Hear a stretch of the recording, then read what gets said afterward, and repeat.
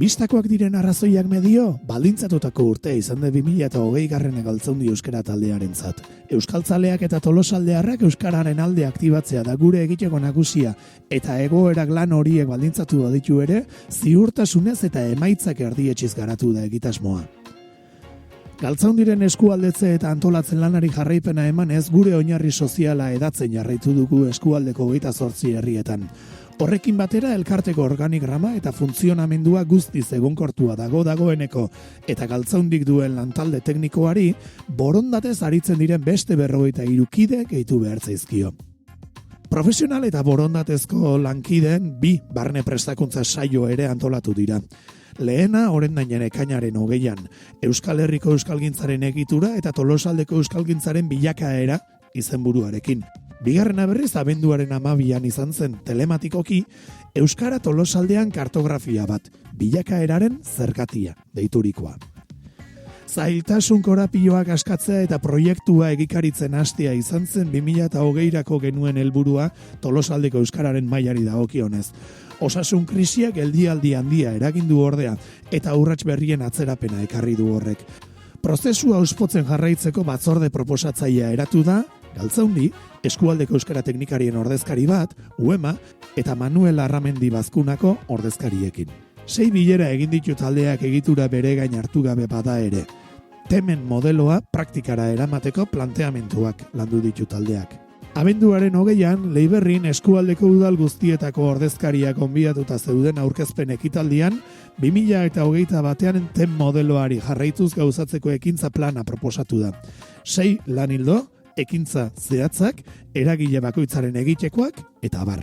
Euskal Herri mailako ekimena da euskaraldia eta beraz, Galtzaundi euskara taldeak bete-betean sartu da bere antolaketan eta berak hartu du Tolosaldeko euskaraldia koordinatzeko eginkizuna eta ardura. Norbanakoaren konpromisoa ez ezik, ariketa kolektiboa egitea bultzatu nahi izan da euskaraldiaren 2. edizio honetan. Udalerriak inplikatuz talde motorrak sortu dira 24 herritan.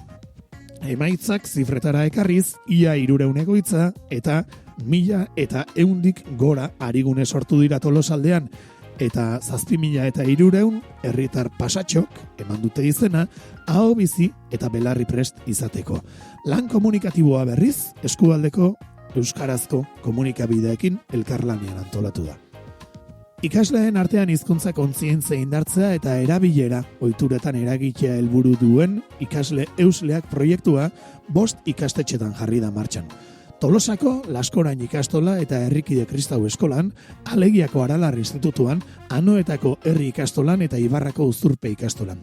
Bete-betean harrapatu du COVID-19aren krisiak eta 2 ikastetxetan soilik lortu da proiektua amaitzea. Hizkuntzaren erabilera eta ikusgarritasuna indartzeko gune estrategikoa da 3. sektoreak eskaintzen diguna.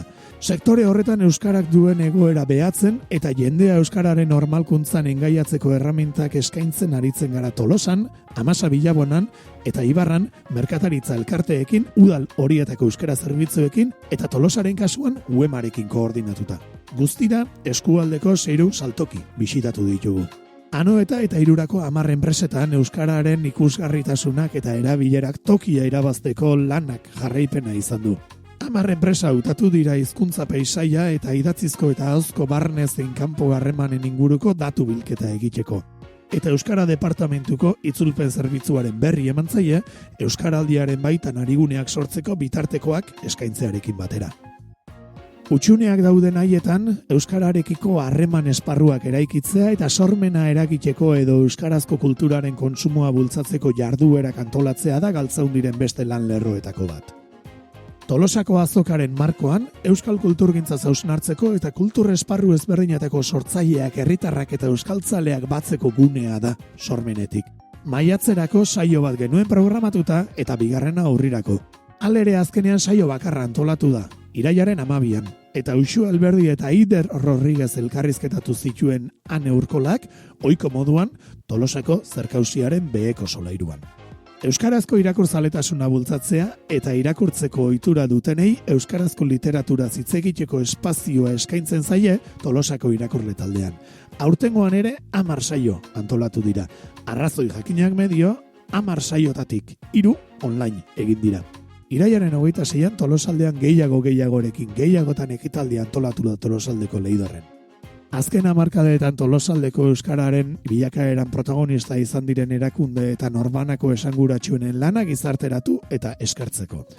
Ekitaldi borobila izan da Leidorrekoa, euskaraldiaren izenen matearen pizgarri izateko ere baliatu zena. Euskaltzaleen komunitatea trinkotzeko lankidetzak eta euskararen normalizazioa helburu duten ekimenak gauzatu dira antolakuntzan parte hartze zuzena izanez edo bitartekaritza zerbitzuak eskainiz. Herrigora produktuen Tolosaldeko banaketa puntu garrantzitsuena da Galtzaundi. Udaberriko eskaintzak izan zituen produktu eskariak banatu genituen eta neguko saskiak ere bai. Gau beltza eskualdean bultzatu da eta urrian zehar ikastetxeak inplikatzeko lana eginda. Tolosako udaleko kultura alorrak bultzatu nahi duen Tolosaldepedia egitasmoan parte hartzen ari gara helburu argi batekin. Eskualdeko herri guztietako euskarazko Wikipedia horriak aberastea bere bi alorretan, Txikipedian eta orokorrean. Garrantzia berezia ematen dio Galtzaundi euskara taldeak eskualdeko euskalgintzako eragileen arteko elkarguneak indartzeari, saretzeari eta lankidetza sustatzeari batetik, eta bestetik gainerako gizarte sektoreekiko sinergiak lantzeko guneak sustatzeari. Tolosaldeko euskara teknikarien batzordea. Eskualdeko udal teknikariekin eta Uemako teknikariekin batera parte hartu dugu taldean, eta Galtzaundirena izan da dinamika bermatzeko ardura. Herrietako euskara batzordeetan ere parte hartu dugu aktiboki. Hezkuntzako euskara maila ere dinamizatu eta koordinatu dugu. Eskualdean diharduten AEK eta Tolosaldeko Aitzole euskaltegietako zuzendariekin hainbat bilkura egin dira eta alorreko mahaia eratu da eskualdeko euskara teknikariak eta Uemako teknikariekin batera. Mahai eratzeak zenbait lorpen lortzeko balio izan du. Peñaskal oinarrizko lanbide heziketako lehen urteko ostalaritzako ikasleen prozesuan euskara txertatzeko hitzarmena adostu dute Aitzol udal euskaltegiak eta aipatutako zentroak. Bestetik, aurre matrikula garaian eskualdeko ikastetxeetan gurasoei egiteko eskaintza adostu da eta kanpaina burutu ere bai. Eta azkenik, eskualdeko udalerri guztiei proposatu zaie beren herrietan kanpaina egitea. Hizkuntza erabilera eta ikusgarritasuna indartzeko gune estrategikoa da hirugarren sektorea. Tolosanko, Oria eta Ibarrakoa eskualdeko merkatari elkarteekin dugun koordinatzeko elkargunea dinamizatu da. Lan munduko mahaia ere egonkortuta dago. Eta Galtzaundia daturatu da lanbide eskolekin eta lanekirekin osatutako bilgunea koordinatzeaz. Euskara ikasten ari direnei, euskara praktikatzeko lagunarteko espazio eskaintza da mintzalagun egitasmoaren helburua. Egiari zor, ikasturtearen azken hiruhilekoa COVID-19ak erabat baldintzatu du. Taldeak bere dinamika etetea behartuta egun baitira. Horrek alere ez gaitu geldiarazi eta bitarteko teknologikoen bidezko planteamentuak egin ditugu. 2019ko irailean izena eman zuten 73 lagun aritu dira 9 taldetan banatuta astero euskara praktikatzen. Gainera, COVID-19ak eragindako etxealdia dela eta traola etxealdien euskaraz abiatu genuen martxoaren amaieran. Irailean martxan jarri da izen ematea bultzatzeko kanpaina, eskualdeko teknikari eta udal ordezkarien babesarekin.